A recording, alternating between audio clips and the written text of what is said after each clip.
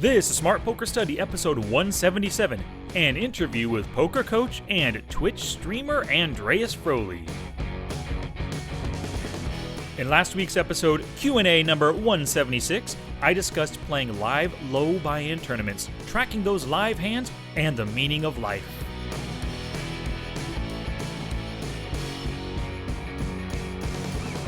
It's poker study time, y'all! Domo arigato for tuning in to another episode. I love that you listen and that you are telling your friends. So my wife and I took the kids to see Black Panther the other night, and we freaking loved it. It was a really fun movie, some pretty good action sequences, and a great story overall as well. I really liked Black Panther's sister, played by Letitia Wright.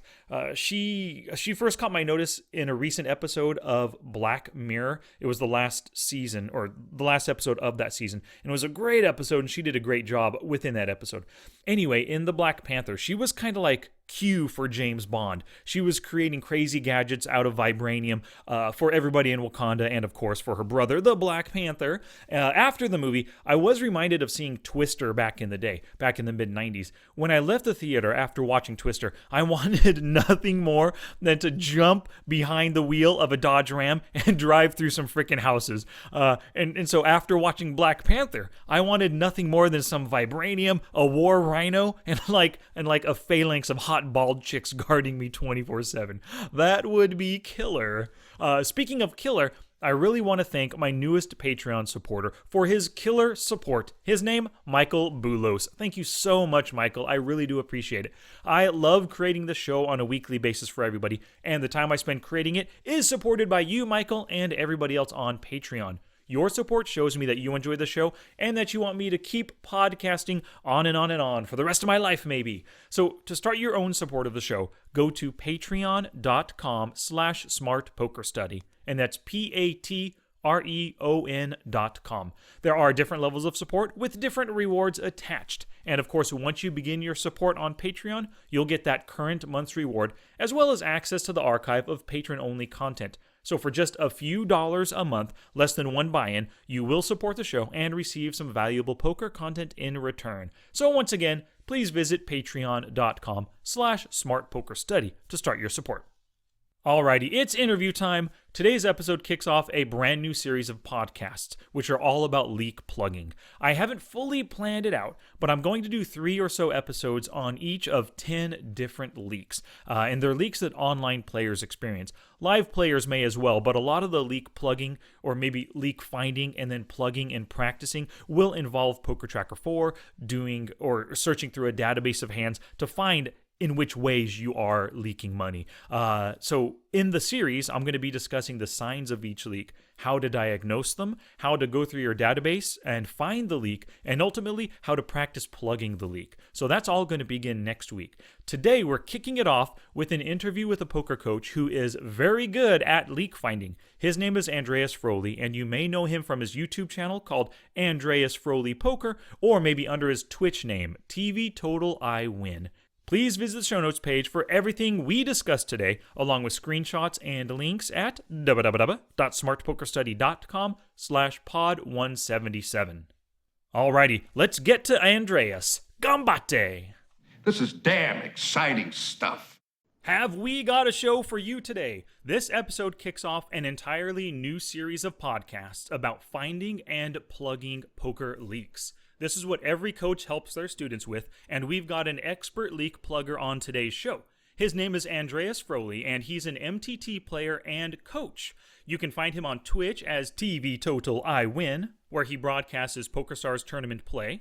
He was hooked on MTTs after winning only the 3rd, 4th, and 5th tournaments he ever played in. I wish I had that kind of start to my poker career, but alas, I haven't won too many. But I can't wait to discuss leak plugging with Andreas. So, without further ado, welcome to the podcast, Andreas. Thanks for having me. Absolutely. I know just before we got on, you had just finished up a little Twitch streaming right there where you were doing some PLO cash game play. How did that session end up for you? Well, this session hasn't been going too well, but when it comes to PLO, you get have to deal with variance, and it's just part of the game. But it has been a fun stream, and yeah, looking forward to now being on the podcast. Good. Yeah, thank you for coming. When it comes to PLO, I'm not a big PLO player. I never really got into it. Eventually, I will though. So it's great to have you on to discuss some PLO and some No Limit Hold'em stuff. But you had just mentioned the variance. Is the variance much higher in PLO versus No Limit Hold'em? I mean, it certainly is. When you look at a site called pokerdope.com, you can basically have a variance calculator there, and you can basically find out about what standard deviations is if you take the number in a program called Hold'em Manager 2 and plug it into there. And you will find that the standard deviation of the variance is going to be much bigger. However, if you look at MTTs, variance is also quite big. So if you have MTTs plus PLO on your edge is not that big, then you're probably doomed. You have to have a big edge. Yeah. Yeah, that makes total sense to me. I had to mention in the intro that you won your 3rd, 4th, and 5th tournaments ever played. That's crazy to me. That's so awesome. Of course, get hooked on it, get hooked on poker after that. But besides that, what are your poker origins? How did you start off playing? Well, these tournaments actually happened in Australia, in Noosa. I was actually studying and improving my English down there because I wanted to become a teacher. I eventually became a teacher after that. And, what I did in the evening, I just went to play some poker, and they were actually free rolls, but the winner took down like a $30 voucher and, could have a couple of beers after that. And it was a lot of fun at first. And I noticed that there was a lot of strategy involved, and I always loved strategy games such as Magic the Gathering and playing games like World of Warcraft. So this became quite natural to me. And I also, psychologically, I think I could figure out a lot of my opponent's tells, etc., rather quickly in live poker. So that's part of the success. And the other one is obviously I was pretty much a luck box when I started off playing poker. And yeah, it helped a lot and had a lot of success at first. That's good to hear. So in Australia, you were working on your English. What were you planning on teaching? Well, I was improving my English and my French, and then I was planning on basically becoming a language teacher for 12 to 16-year-olds. And then eventually, just had to commit to poker because I found out that, this is what I wanted to do. And I, put teaching aside. But then eventually, I want to teach poker because then I can combine both worlds, being a teacher and being a poker player. Well, good. Awesome. Did you ever at all teach English? I'm not English. I'm sorry. French Yes, I did teach for a year, and I basically had a 50-50 split between teaching and playing poker. Oh, gotcha. Okay. And then eventually you just decided, forget this, I'm just going poker full time. Yeah, there are some difficulties with having, being a poker player part-time. And sometimes when I talk with some of my students, they have the same struggles that they don't have enough time, etc. And I actually, managed to be a winning player. But then I also found out that I actually wanted to, become even better, that I wasn't satisfied with just being a winning player.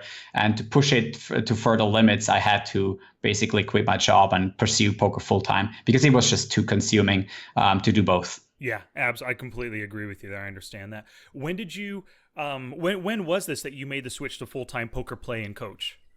That was actually in 2017, more so as a player. And then I started, offering coaching because people have been asking me on Twitch if I want to coach. And then, about 2 or 3 months ago, I launched my PLO coaching. That is now my flagship coaching that I offer on my website. That's great. That's great. Yeah, I saw that on the website and all the details in it. And anybody who's interested, you can find the show notes or a link in the show notes, but you can also go to andreasfroehli.com. That's FROEHLI.com right there for all the different coaching details. And that's the best way for them to get in contact with you, right, if they want coaching? Exactly. There's a contact formula there, and you basically can contact me through this formula, and that's it. Great. So when it comes to your coaching, what does the first lesson with you look like?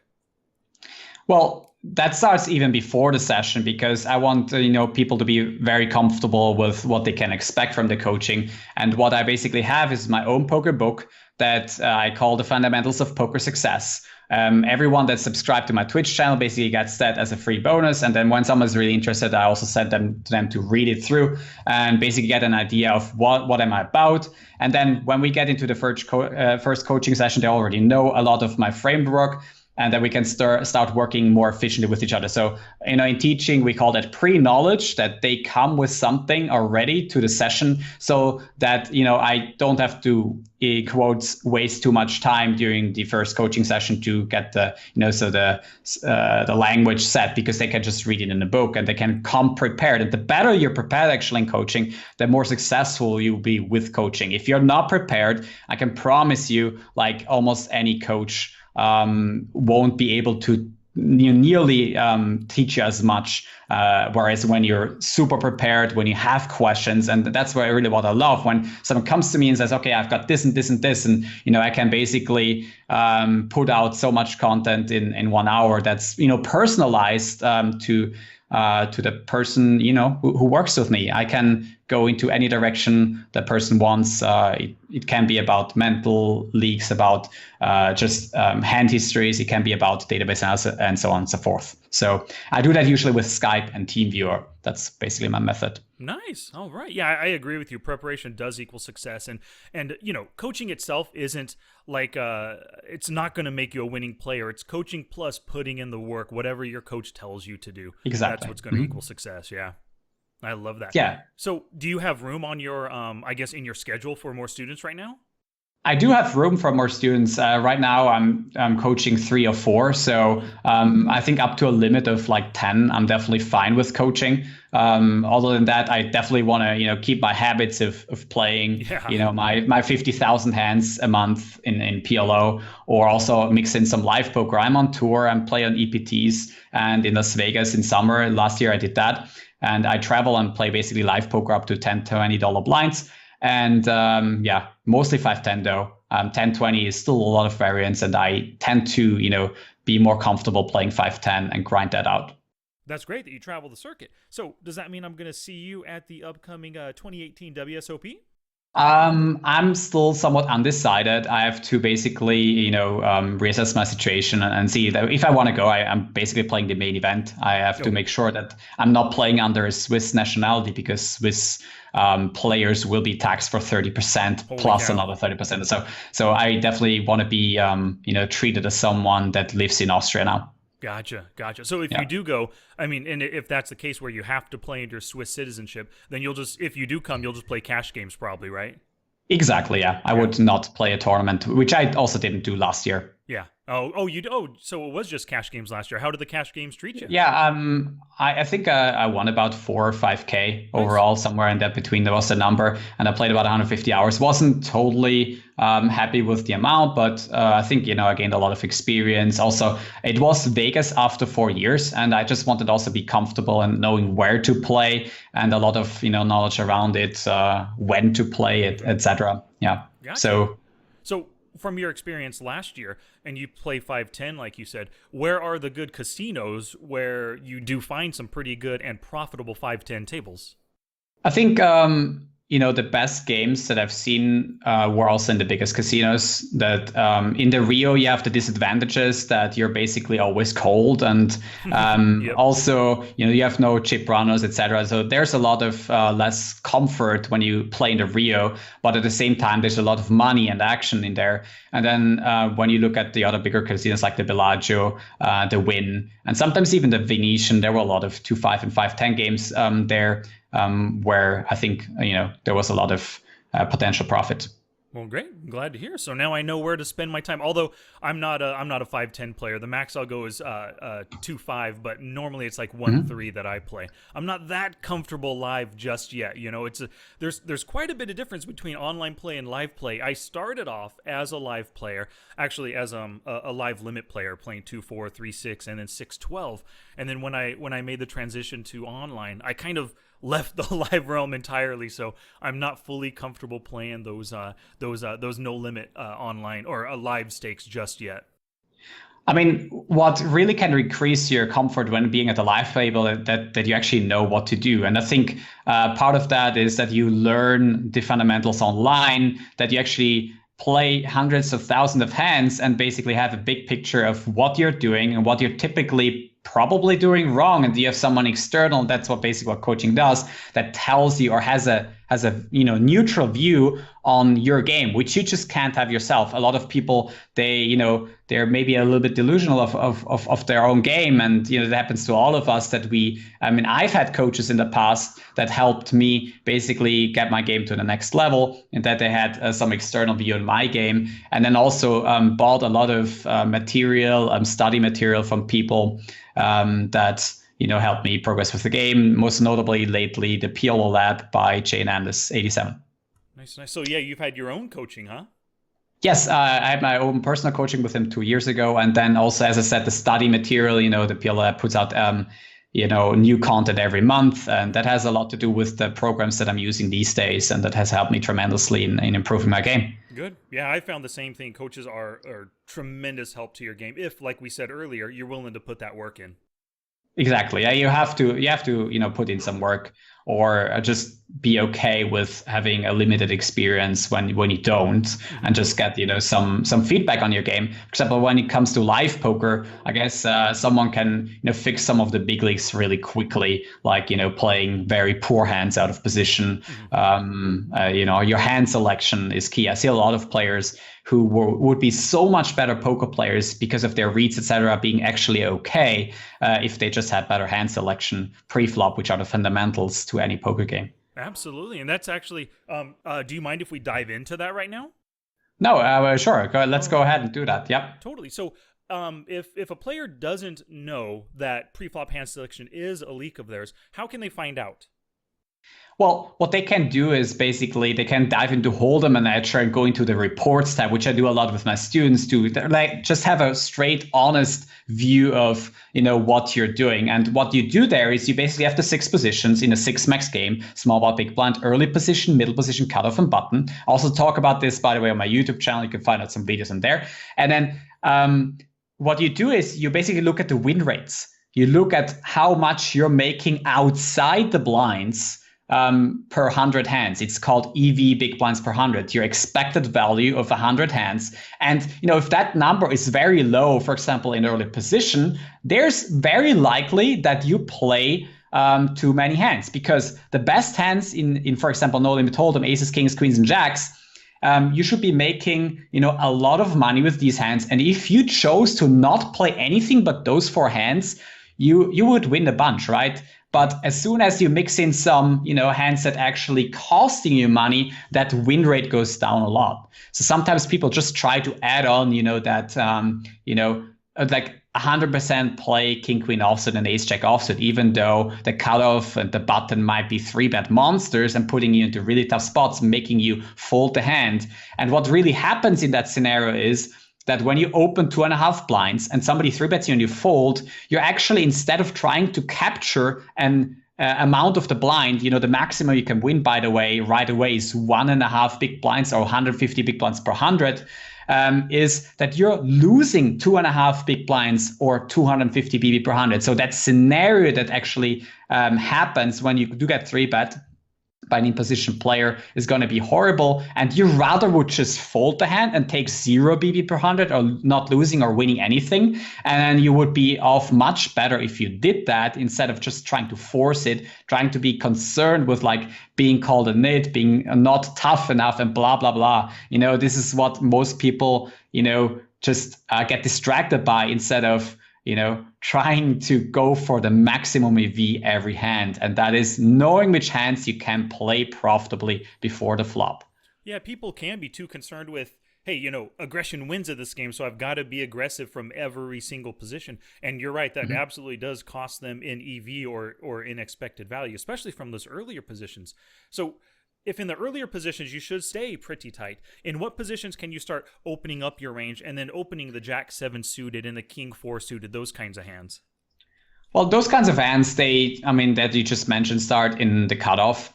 And then, the most important factor in the cutoff is the big blind and the button specifically, because the button is going to be the only person that's in position to you that can 3-bet you and basically make you fold your entire equity right away. Notably, those 2.5 big blinds, which is a major loss when that happens.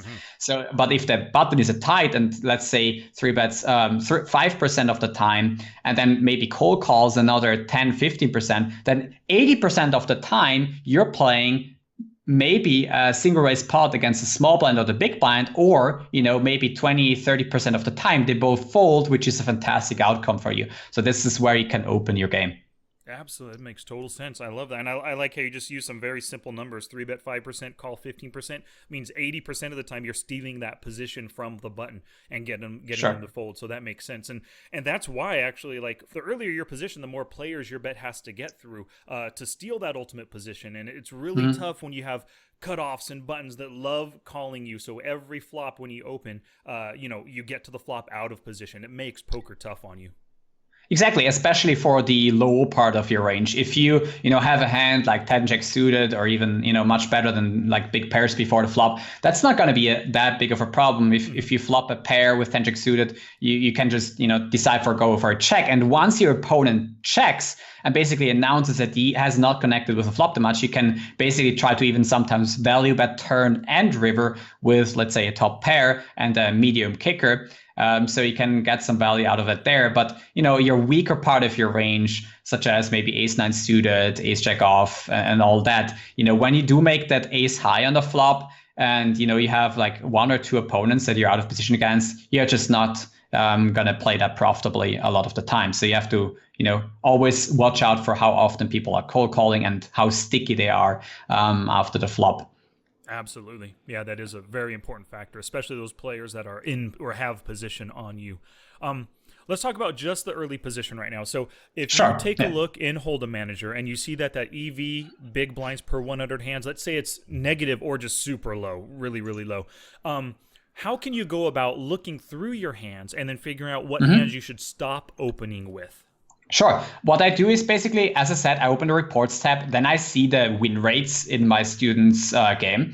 And then when I see, for example, a very low number in early position, let's say 2 big blinds per 100, then what I do is I add filters. I have customized filters for almost every situation in OMA and Hold'em. And what I do is I apply that filter to this picture. For example, if it's 100,000 hands, the filter of, let's say, all under the gun hands that I consider okay, I will apply that filter and I will show my student, hey, with the hands that I recommend opening, you're actually winning more. For example, if I say, okay, it's going to be the 14-15% under the gun range, and then I apply the filter, and then instead of 2 BB 100, all of a sudden with the better parts, with the better hands, the student wins, let's say 20 big blinds 100, then you can see that, okay, it doesn't make any sense to play more hands, because as soon as I add hand after hand after hand that my student was opening, I can see, okay, the win rate goes down, down, and down. So I basically really visualize what where money gets lost. And really the core opening range makes a lot of money. Let's say 20 BB 100, like I mentioned.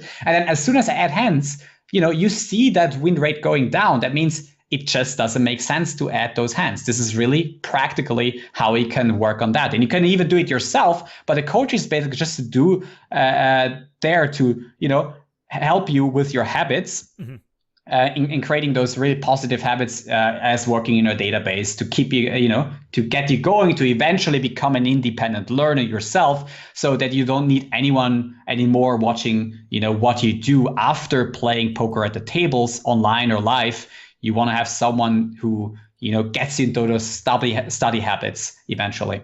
Absolutely. Yeah, I really like that idea. Just taking their database, filtering for what you consider, as the coach, what you consider a profitable range, and showing them that difference in EV. That's a perfect way to do it, because you don't even have to pull apart. Look at this Jack 7 suited. You don't have to look at specific hands and saying you shouldn't open this. Just show them the profitable range. Show them what their own win rate is with that range, and that should just open up their eyes to the rest of everything you have to teach them. Exactly. And for example, what you can also do is, instead of the profitable range that I consider good, I just do the inverse, which I have a filter for as well. So I can say, like, everything minus under the gun, and then I apply that filter, and then the win rates instead of 2 BB100 go down to minus 20 BB100. Yeah. And then it's like, okay, you've been in this situation like 10,000 times or like 2 to 5,000 times, and you've lost money after 5,000 times trying. Don't you think that maybe you should change that part of your game? That's basically what I'm asking then.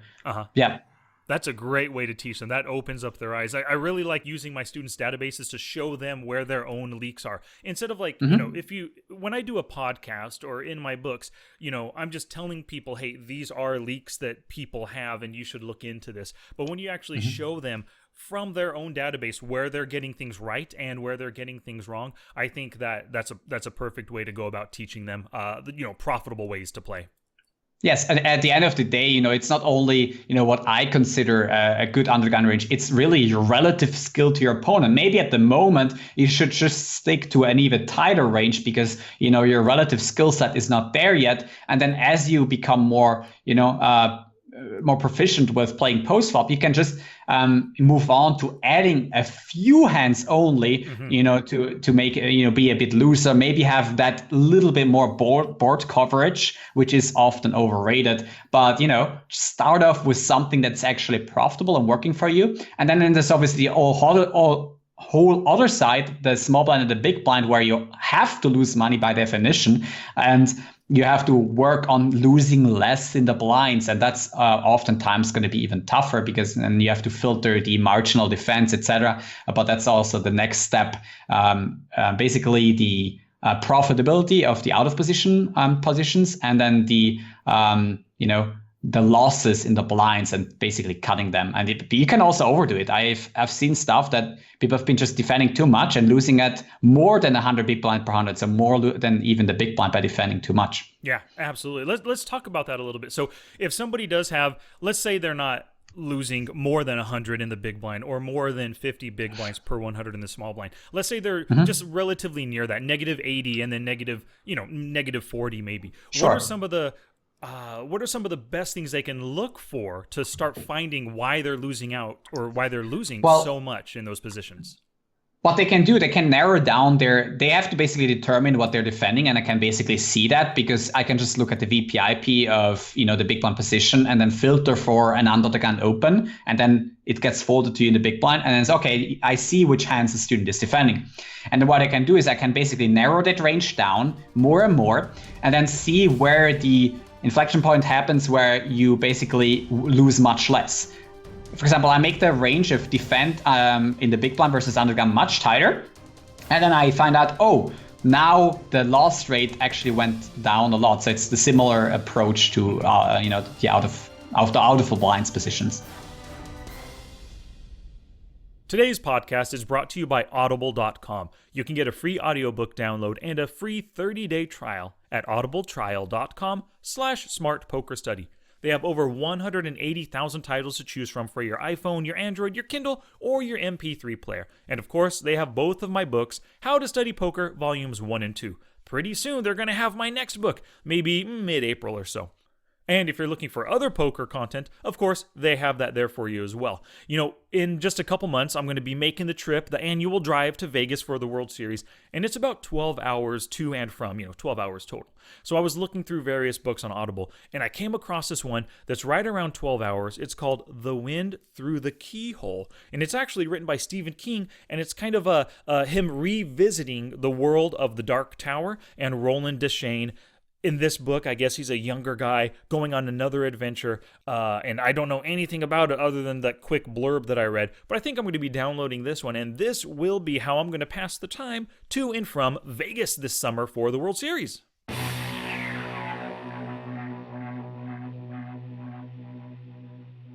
And some shout outs to some supporters out there. Herbert, along with Wayne Quint, they both purchased the Smart HUD for Poker Tracker 4.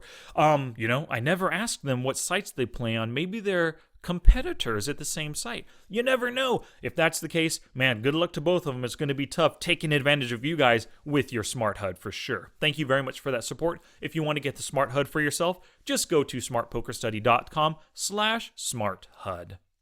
And Greg Pajic picked up the expert hand reading webinar. Thank you very much for that, Greg. If you have any questions, like I said in that email I sent you, please send them on in. Anybody else, if you have hand reading questions, send them to me. But of course, you can go through the show notes page for today and pick up expert hand reading webinar just like Greg did. Alrighty, let's get back to Andreas. So, for a lot of people, defending the blinds is kind of a mindset thing, you know? Like, oh, damn it, this cutoff is opening in my big blind again. I can't just fold every single time. And so they have this mindset of this big blind is my money. I'm not going to give it to them. How do you get through somebody's defense mindset like that?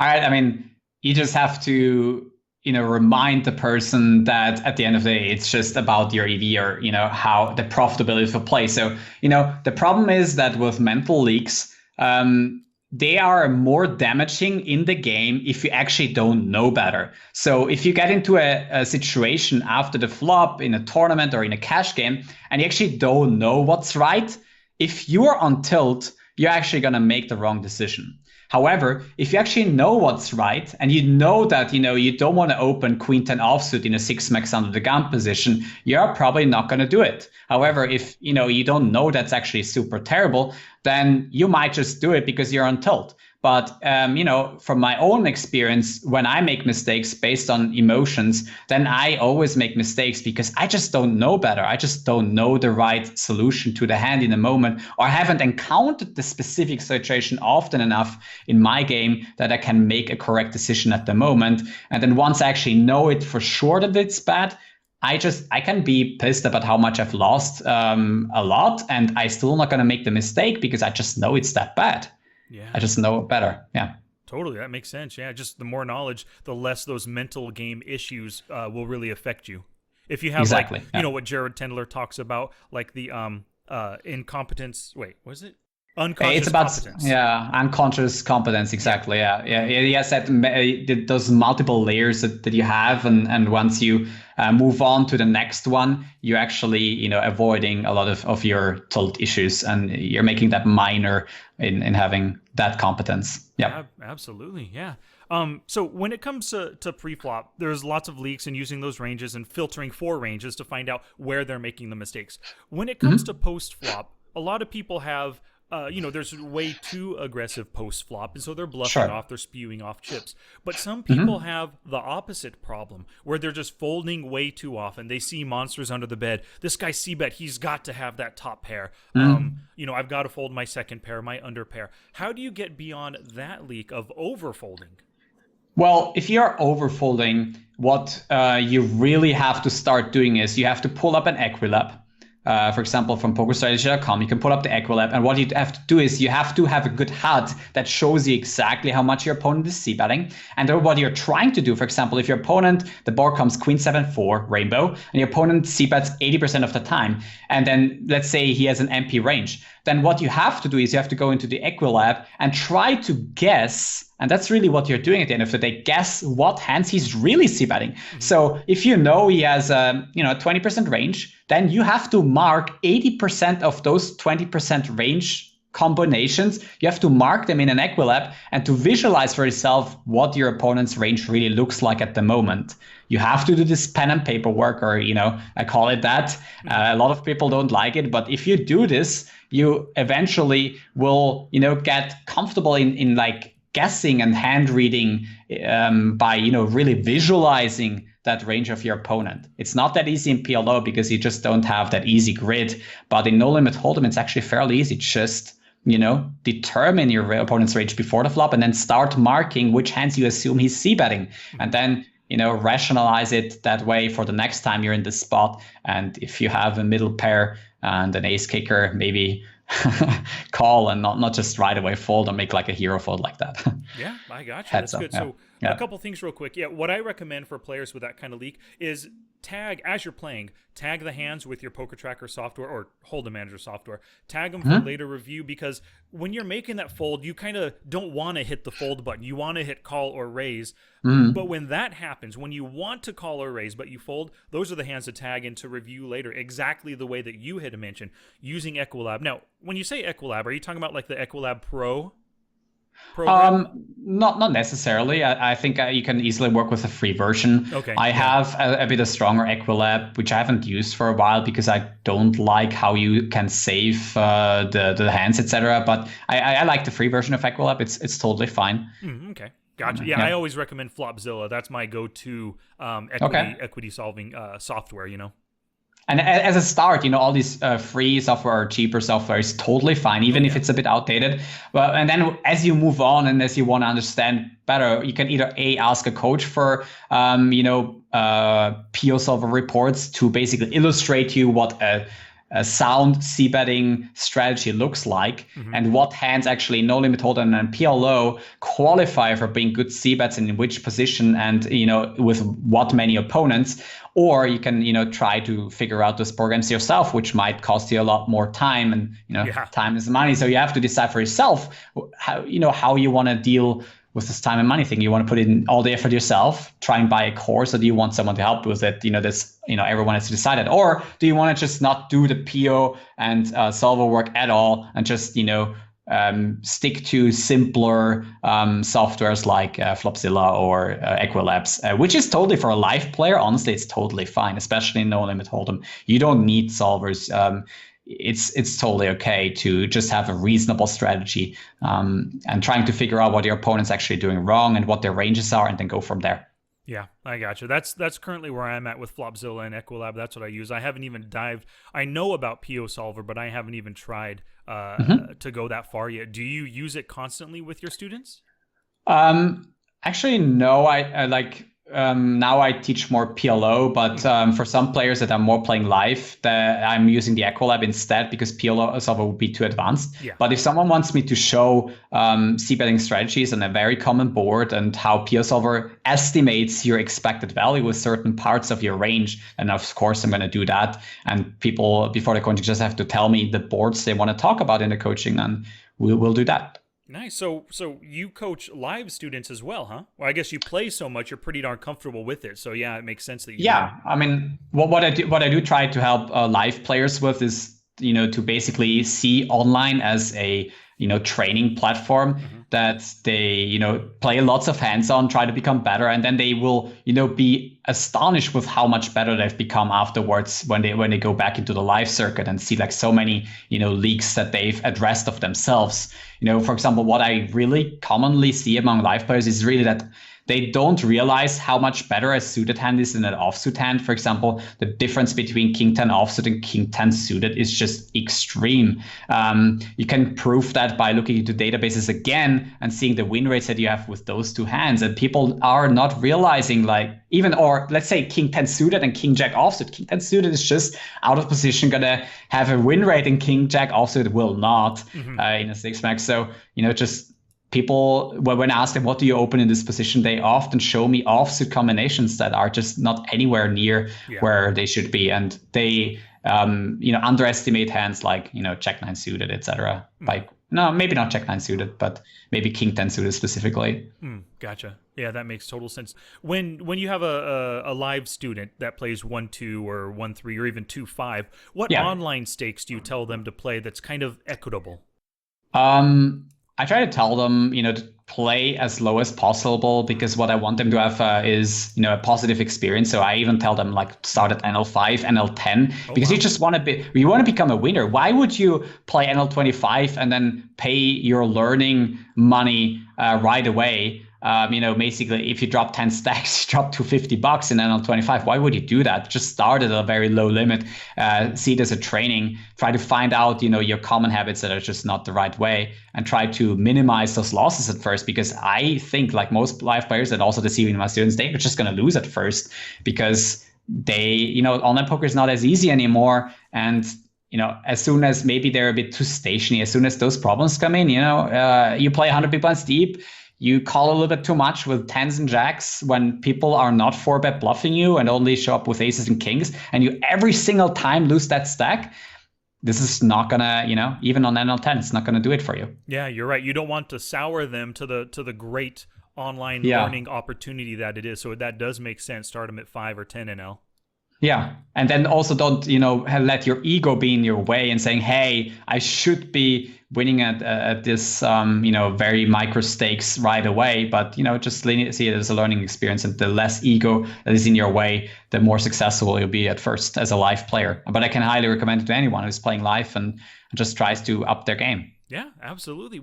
I remember when I made the transition from live to online, I played way too big, and I was probably playing with just some crazy pros at the $2, $4 level. I just boned myself. Yeah. I lost. I don't know. I lost the $600. Back in the day, PokerStars, maybe it still is the case. $600 was like your standard first deposit, where they give you 100% bonus up to 600, and I lost that first 600 within, I don't know, a couple thousand hands, super quick and easy. Sure. I mean, if you play $2, it's actually 150 blinds. You can lose it in 5 minutes. So very easily.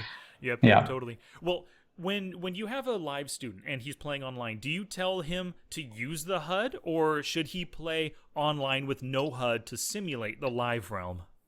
I absolutely recommend the live student to use a HUD, especially in a field. Maybe assume sometimes the field is too big, but if you have always the same players, you actually want to exactly use that additional method of having a HUD.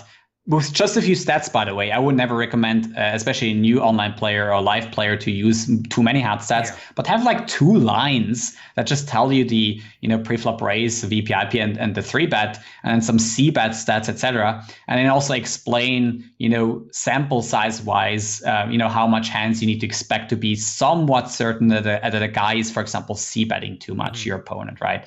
So yeah, and then also from time to time, obviously playing without a HUD is also great to have like a baseline strategy that you're using, and just use that for your game. Yeah. Nice. What is the number one post-flop leak that you find most of your students have?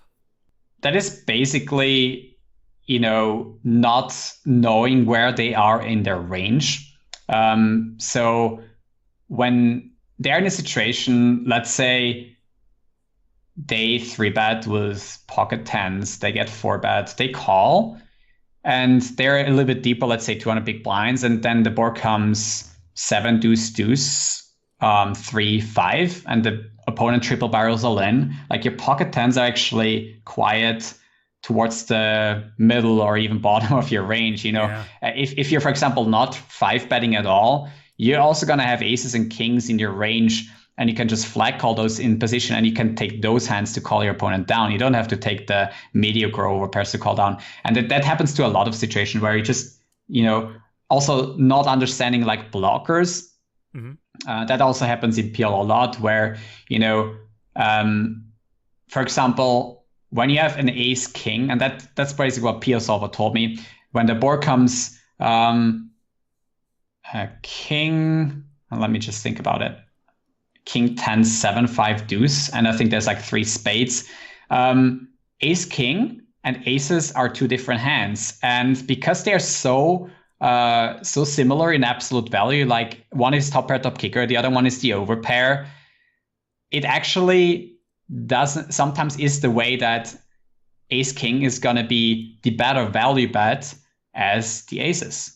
And because let me guess, maybe because sure. You block like king 10 2-pair combos and maybe even king 7 suited. Yeah. Okay. Exactly. That can happen in some scenarios. I mean, it's very tough to just pull it off the bat because, as I said, I play more PLO these days. But if I'm in the situation and I run the sim, you can see those things. But just understanding fundamental blockers and what it does to your opponent's range, and how he's got weighted in, for example, one day, like that is probably a good example, because in live poker, I have a lot of time to think about hands, and I actually enjoy playing No Limit Hold'em live sometimes. For example, there's a board that the board came 5-4-4. I was an early position raiser, and then I got check raised on that board, and I had pocket 9, so I called on the flop, and then on the turn there was a jack. He bet, and I folded. And if you have ace 5 suited in the spot, that actually is a much, much better hand than pocket 9s. Why? Because your opponent is only going to have one combination of 5s, and if your ace 5 suited actually blocks the ace 4 suited of your opponent. So if the 5-4-4, like the 4s are diamonds and spades, and you have clubs, ace 5 of clubs, your opponent cannot have ace 4 of clubs. It's impossible, right? Yeah. And getting that is what a lot of people don't. I mean, they just think, okay, I have nines, and they just think in absolute and not in relative value, and not in what hands they're blocking with. And yeah, and especially in live poker, you will be so much ahead of the curve if you get that, if you get the combinatorics. And yeah, what I do with my students, when they're playing live poker, I show them the combinatorics too, even though it's maybe at first a little bit dull and maybe seems complex, but if you know that, you're ahead of the curve. Yeah, awesome. That's a great thing. Mm-hmm. I like that blocker. Yeah, I recently had Peter Clark, Carroters, on the podcast. He wrote the Grinders Manual and 100 Hands. He talked a little bit about blockers as well. And blockers is something that a lot of players, like you said, don't understand, but as soon as they get it, they have other ways to look at the hand and other ways to approach the hand, and then a better understanding of what their opponents could possibly have. Because when you start poker, you're basically just thinking about, this is what I have, this is the board, I can bet or I should fold, that kind of thing, right? But exactly, you move up the levels. Yep. Yeah, exactly. As your skill builds, you move up the levels. You start thinking about, what can my opponent have? And then after that, you think about, geez, what does my opponent think I have? And, all those different levels of poker. Yeah, and so this is a great one. The whole blockers and combinatorics are really important when you're improving those skills in poker. Yes, absolutely. Awesome. Well, Andreas, I think we're out of time for today, but thank you very much. I really do appreciate this. This is some all right, thanks for having me. Plugging stuff. Yeah, absolutely. And for all the listeners, I'm gonna have the show notes for this. Like, Andreas hit a ton of stuff, and if you're just listening to this, a lot of stuff is gonna go in one ear and out the other. But if you visit the show notes page for today, you will definitely see links and then explanations of everything that Andreas talks about here today. This is some great stuff. I really do want to thank you for your time, Andreas. I do appreciate it. Okay, you're welcome. Yeah, hope awesome. You guys could take something from this. And if you want to hit me up, you can basically find me on twitch.tv/tvtotaliwin. This is basically where I'm streaming. And also I have Instagram and YouTube channel, and I think you can just post it in below. I'll do that, yeah. But just to let them know now, it's at Andreas Froehli, your entire name, Froehli. And then, of course, like you said, YouTube, Facebook, Twitter, Instagram, you're everywhere under your name. Well, thank you very much, Andreas. I do appreciate your time today. Thanks a lot. Yep, thank you. Take care. Thank you so much for listening today, and a very special thank you to Andreas for taking the time to do this interview with us. If you could type in the word Smart Poker Study, you can find me at the Alexa Skills Store, Twitch, YouTube, Facebook, Instagram, and Twitter. And if you have any questions, send me an email to sky@smartpokerstudy.com. And please head to the show notes page for everything that Andreas and I discussed today at smartpokerstudy.com/pod177. And there you can find links to everything that we discussed, all of his killer content. And please send him a tweet at Andreas Froehli and let him know you learned about him here. Alrighty, poker people, next week in episode 178, we're going to get to the simplest ways to begin finding, analyzing, and plugging your leaks. We're not going to hit actual specific leaks just yet. We're just going to go over the whole leak finding and plugging process. So word of mouth is the best advertising, and thank you very much for sharing the show with other poker people. Your sharing and caring is what helps us grow. Until next time, study smart, play much, and make your next session the best one yet.